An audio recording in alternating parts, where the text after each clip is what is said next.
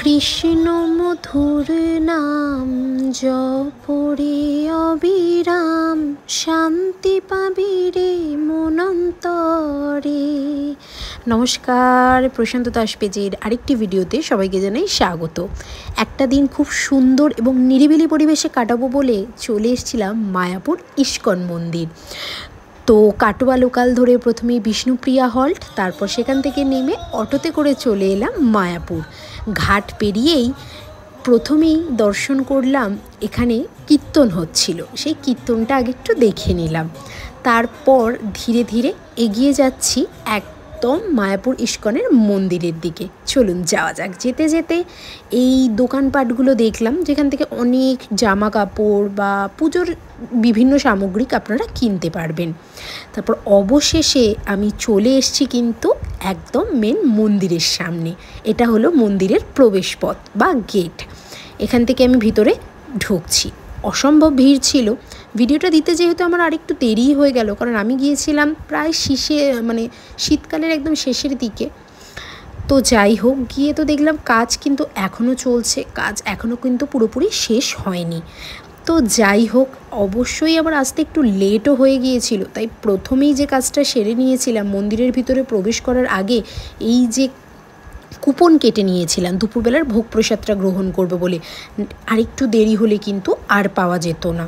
তাই যাই হোক, কুপনটা কেটে নিয়ে আমি একটু ভিতরটা ঘুরতে চলে এলাম। অসম্ভব সুন্দর এই ফুলের গাছগুলো দেখে মন প্রাণ কিন্তু জুড়িয়ে গেল। তারপর তো ফোন এবং জুতো সব কিছু জমা দিয়ে আমি মন্দিরের ভেতর প্রবেশ করেছিলাম। সেখানে তো ফোন নিয়ে অ্যালাউ নেই, তাই সব কিছু জমা দিয়েই আমি ভিতরে প্রবেশ করেছিলাম। তারপরে মন্দিরের ভিতর থেকে বেরিয়েই দেখলাম কুপনের যে দুপুরবেলা ভোগের যে টাইম, সেটা কিন্তু অলরেডি হয়ে গেছে। আমি গদা ভবনের টিকিট কেটেছিলাম 80 টাকার বিনিময়ে। এখন আমি লাইনে দাঁড়িয়ে পড়েছি। এখানে দেখতেই পাচ্ছেন সবাই ভোগ প্রসাদ নিয়ে যে যার জায়গা মতো বসে পড়েছে কিন্তু খেতে। তো আমি অবশেষে লাইনে দাঁড়িয়েছিলাম অনেকক্ষণ যাবত। তারপর আমার একদম খাবারের সামনে চলে এসেছি, দেখতেই পাচ্ছেন। তো এখান থেকে আমাকে থালা দেওয়া হলো, আমি থালা নিয়ে নিলাম। প্রথমেই দিল ভাত, তারপরে দিল রুটি, তারপরেই চলে এলো কিন্তু গরম গরম মুগ ডাল। খুব সুন্দর গন্ধ আসছিল মুগ ডাল থেকে। তারপরে ছিল একটা সবজি, তারপরে ছিল পনির, তারপরে একটা বেগুনি দিয়েছিল, এবং সর্বশেষ হচ্ছে পরমান্ন। এই হলো আজকে ভোগের থালি। তো আমি তো জায়গা খুঁজে নিয়েছি, জায়গা খুঁজে এসে বসে পড়েছি।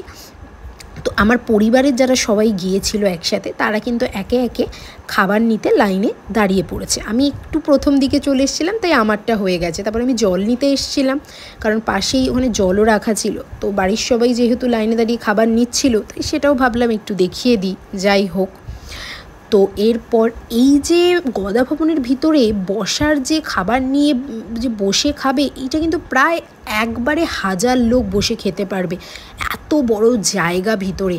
আর যেটা আমার কাছে সবথেকে ভালো লাগলো, ভোগ দেওয়ার পরে ওরা কিন্তু হরে কৃষ্ণ বা রাধে রাধে এটা কিন্তু বলছিল, খুব ভালো লাগলো। তো কারা কারা এই মায়াপুর ইস্কনের মন্দিরে গদা ভবনে দুপুরবেলার ভোগ গ্রহণ করেছেন, অবশ্যই কিন্তু কমেন্টের মাধ্যমে আমাকে জানাতে ভুলবেন না।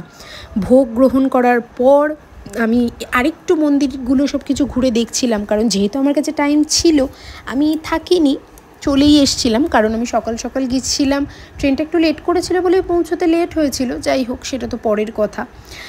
এত সুন্দর লাগে না যখন ভিতরে ঢুকে মন্দিরের ভিতরে বসি, মনে না একটা আলাদা শান্তি বিরাজ করে। সেই শান্তিটা মানে ঠিক মুখে বলে বোঝানো যাবে না। যারা যারা গেছেন, এটা উপলব্ধি করেছেন এই শান্তিটা, তারাই বুঝতে পারবেন যে ইস্কনের মন্দিরে গেলে মনে একটা সত্যি আলাদা শান্তি পাওয়া যায়।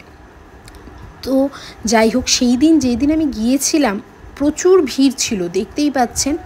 মানে সত্যি বলছি, একদিনে যদি একটা খুব সুন্দর জায়গা থেকে ঘুরে আসতে চান বাড়ির সকলকে নিয়ে, পরিবারের সবাই মিলে, অবশ্যই কিন্তু মায়াপুর একটা খুব ভালো ডেস্টিনেশন।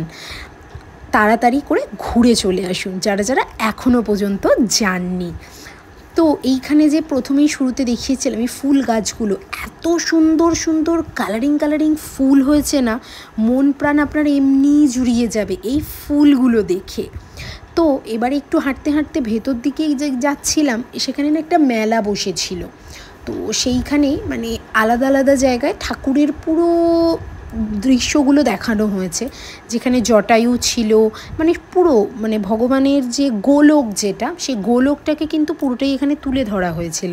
অসম্ভব সুন্দর লাগছিল, যেটা আমি প্রায় অনেকক্ষণ যাবৎ দেখছিলাম। তারপর এখানে তো অনেক জায়গাতেই কীর্তনও হচ্ছিল, যেটা আমি দাঁড়িয়ে বা এখানে অনেক জায়গায় বসার জায়গাও করে দিয়েছিল, যেখানে বসেও আমি অনেকটা সময় দিয়ে কীর্তনগুলো শুনছিলাম। কীর্তন শোনা কিন্তু খুব ভালো কাজ। সবাই তো আর সারাদিন কৃষ্ণ নাম করে উঠতে পারি না, তবে যেটুকু বলবো, যারা ভিডিওটা দেখছেন অবশ্যই কিন্তু কৃষ্ণ নাম করুন। তো যাই হোক, সারাদিনের শেষে এইবার আমার বাড়ি ফেরার পালা। এখন কিন্তু সূর্যাস্তের সময়, দেখতেই পাচ্ছেন অসম্ভব সুন্দর লাগছিল। মন্দিরের ভিতরেই কিন্তু এই সূর্যাস্তটা দেখা যাচ্ছিল, এত সুন্দর, ভাবলাম অল্প একটুকুনি ক্লিপ কিন্তু আমি নিয়েই নিতে পারি।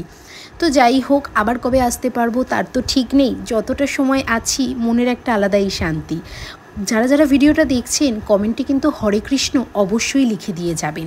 ভিডিওটি আপনাদের কাছে কেমন লাগলো অবশ্যই কিন্তু আমাকে কমেন্টের মাধ্যমে জানাবেন। প্রশান্ত দাস পেজটি অবশ্যই ফলো করবেন, কমেন্টে লিখবেন। আবারও বলছি, হরে কৃষ্ণ, হরি বল, রাধে রাধে।